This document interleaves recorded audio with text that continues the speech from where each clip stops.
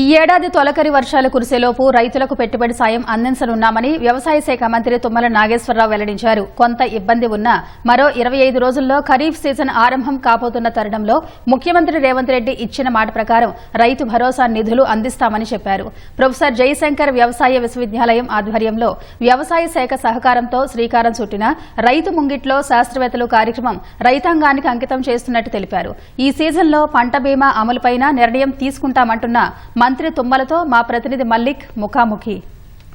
ఏడాది ఖరీఫ్ సీజన్ ప్రారంభమవుతున్న నేపథ్యంలో రైతు ముంగటికి శాస్త్రవేత్తలు అనే కార్యక్రమాన్ని శ్రీకారం చుట్టింది. ఈ యొక్క కార్యక్రమం ద్వారా ప్రతి గ్రామానికి కూడా శాస్త్రవేత్తల బృందం వెళ్లి రాబోయే సీజన్లో అనుసరించాల్సిన పంటల సరళి అలాగే భూసార పరీక్షల వంటి అంశాలను వివరిస్తారు. ప్రస్తుతం మనతో మంత్రి గారు ఉన్నారు. మరిన్ని వివరాలు అడుగుదాం. సార్ నమస్కారం సార్. ఈ యొక్క కార్యక్రమం యొక్క ముఖ్య ఉద్దేశం ఏంటి? ఏ లక్ష్యాలతో రైతుల ముందుకు వెళ్తున్నారు? గత అనేక సంవత్సరాలుగా మన శాస్త్రవేత్త వ్యవసాయ రంగం మీద అనేక పరిశోధనలు చేసి మంచి వంగడాలను తయారు చేసి భారతదేశంలోనే తెలంగాణ రాష్ట్రానికి ఒక గుర్తింపు తెచ్చినటువంటి విశ్వవిద్యాలయం రాజేందర్ నగర్ వ్యవసాయ విశ్వవిద్యాలయం ప్రొఫెసర్ జయశంకర్. ఈనాడు అది రైతాంగానికి దూరం అయిపోయినటువంటి సంస్థగా తయారైంది. అక్కడ వాళ్ళు పరిశోధించేటటువంటి పరిశోధనల యొక్క ఫలితాలు రైతాంగానికి అందట్లేదనేది, రైతాంగం కూడా ట్రెడిషనల్ వ్యవసాయం చేసుకుంటూనే వాళ్ళు జీవనం గడుపుతున్నారు. ఇందుట్లో కూడా అనుభవజ్ఞులైనటువంటి రైతులు శాస్త్రవేత్తల కంటే మిన్నగా కనిపెట్టగలిగినటువంటి వాళ్ళు కూడా ఉన్నారు. శాస్త్రవేత్తలు ఒక పక్క, అనుభవం కలిగినటువంటి రైతులు వాళ్ళ యొక్క అనుభవాలను పంచుకొని ఇంకా మేలైనటువంటి పద్ధతులు, వ్యవసాయ పద్ధతులను మనం అనుసరిస్తే తెలంగాణ రైతు ఇంకా సుభిక్షంగా ఉండేదానికి అవకాశం ఉంటుంది.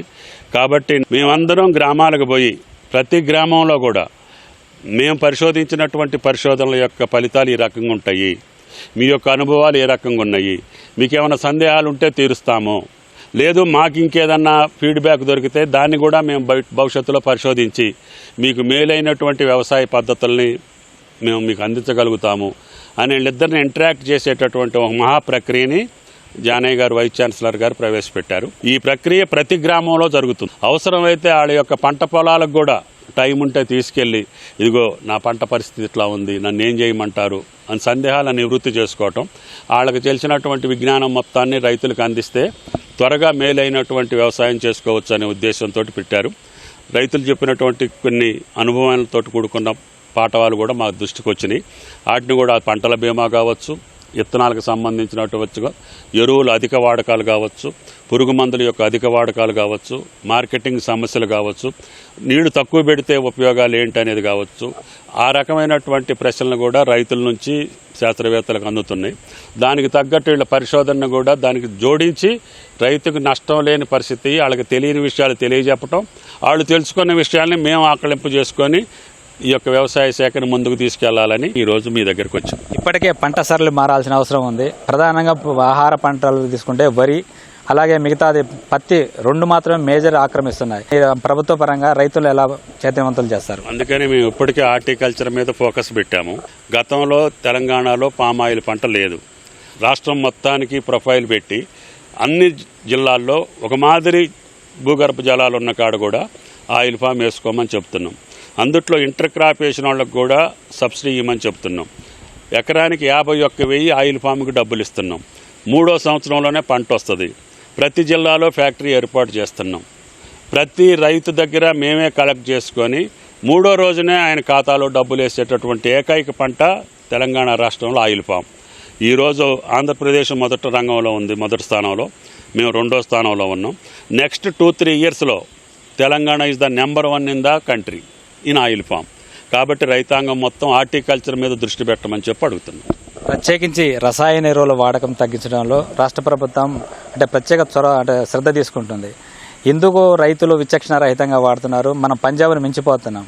దాన్ని ఎలా ఓవర్కమ్ చేద్దాం? కొంతమంది రైతులు చెప్పారు యూరియా ధర తక్కువ ఉండటం ఒకటి, సబ్సిడీ మొత్తం యూరియాకే ఇవ్వటం ఒకటి, కాంప్లెక్స్ డిఏపి కానీ 28 కానీ 3,17, 1,500, 1,600 చేశారు.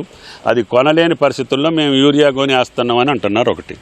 అందుకని కేంద్ర ప్రభుత్వాన్ని కూడా మేము అభ్యర్థించదలుచుకున్నాం. మీరు కాంప్లెక్స్ ధరలు పూర్తిగా తగ్గించండి, అవసరమైతే యూరియా ధర కొంచెం పెంచుకోండి, కానీ బ్యాలెన్స్ చేయకపోతే భూసారం పడిపోతుంది, భూములు నిర్వీర్యం అయిపోతాయి, ఏ పంట పండని పరిస్థితి వస్తుందని చెప్పి మా పెద్ద ఆయన చెప్తుండు. న్యాచురల్ ఫార్మింగ్ మీద దృష్టి పెట్టాము. ప్రకృతి వ్యవసాయం మీద దృష్టి పెట్టాము, ఎరువుల వాడకాన్ని తగ్గించాలని దృష్టి పెట్టాము. ఆ రకమైనటువంటి వ్యవహారం చేసి రైతుల్ని ప్రూవ్ చేసి రైతుల్ని మెప్పించి రైతుల ద్వారా జరగాలి తప్ప కేవలం మాటలతో జరగదు. దానికి తగ్గ పాలసీలు మేము ప్రొసీడ్ చేస్తాం. 25 రోజుల్లో ఖరీఫ్ సీజన్ ప్రారంభం కాబోతుంది. రైతులు ఎప్పుడెప్పుడా అని రైతు భరోసా కోసం ఎదురు చూస్తున్నారు. ఎప్పుడులోగా రైతు ఖాతాలో నిధులు జమ చేస్తారు? తప్పకుండా కొంచెం ఇబ్బంది వచ్చిన మాట వాస్తవం. ముఖ్యమంత్రి గారు ఆ మాట మీదనే ఉన్నారు. ఈ నెలలో తొలకరి కంటే ముందునే రైతు భరోసా వేయాలనేది ప్రభుత్వం యొక్క ఆలోచన. పంట బీమా పథకం మన రాష్ట్ర ప్రభుత్వానికి సొంతంగా పంట బీమా పథకం ఉండాలన్నారు. దాని రూపకల్పన ఎలా ఉంది? ఎప్పటిలోగా జరుగుతుంది? కేబినెట్ లో డెసిషన్ అయిన తర్వాత చెప్తాను. పంటలకి బీమా ఉండాలి, తప్పకుండా చేస్తాము. ఈ సంవత్సరమే చేయాలనేది కమిషన్ యొక్క ఆదేశం. రాష్ట్ర రైతాంగం యొక్క పరిస్థితిని దృష్టిలో పెట్టుకొని తమ ఆదాయాలు రెట్టింపు చేయడమే లక్ష్యంగా ప్రభుత్వం ముందుకు వెళ్తుందని చెప్తున్నారు. రాబోయే రోజుల్లో ప్రతి రైతు కూడా స్వయంగా తామే పంట విత్తనం తయారు చేసుకునేలాగా జూన్ 2వ తేదీ నుంచి ముఖ్యమంత్రి రేవంత్ రెడ్డి చేతుల మీదుగా ఒక ప్రతిష్టాత్మక కార్యక్రమం చేపట్టబోతున్నారు. యూనివర్సిటీ రూపొందించిన విత్తనాలని రైతులకి చెంత చేర్చి ఫౌండేషన్ విత్తనాన్ని వచ్చే ఏడాది కూడా ఇతర రైతులకి పంచే విధంగా ఏర్పాటు చేస్తున్నారు. కెమెరామెన్ కేవీ రావుతో కలిసి మల్లిక్, ఈటీ న్యూస్, హైదరాబాద్.